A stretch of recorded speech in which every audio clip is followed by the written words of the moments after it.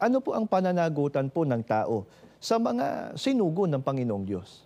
Ang babasahin natin dyan pa rin sa talatang binasa natin, dito naman natin basahin sa Magandang Balita, Biblia.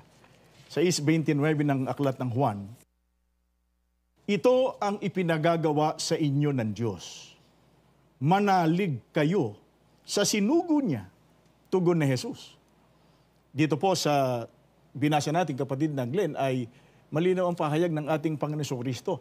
Dapat manalig ang tao sa sinugo ng Diyos. Sa dating salin, ang banggit kanina, dapat sampalatayanan ang mga sinugo ng Diyos. Kaya kapag iniwasan, tinanggihan ng tao na kilalanin at sampalatayanan yung karapatan ng sugo, kanino po nagkakasala ang tao? Nagkakasala siya mismo sa Panginoon Diyos. At higit sa lahat, hindi nila pakikinabangan yung dahilan ng pagsusugo ng ating Panginoon Diyos. Opo. Napakahalaga pa man din nun. Opo. Kaya mga kaibigan, ito po ang dahilan. Kaya hindi dapat ipagtakan ng sino man kung bakit gayon na lang ang pagpapahalaga at pagkilala namin ng mga kaanib sa Iglesia ni Cristo sa kapatid na Felix Manalo bilang sugo ng Panginoong Diyos sa mga huling araw na ito. Sumasampalataya po kami sa kanyang kahalalan, sa kanyang karapatan, batay sa mga aral ng Diyos na nakasulat sa Biblia.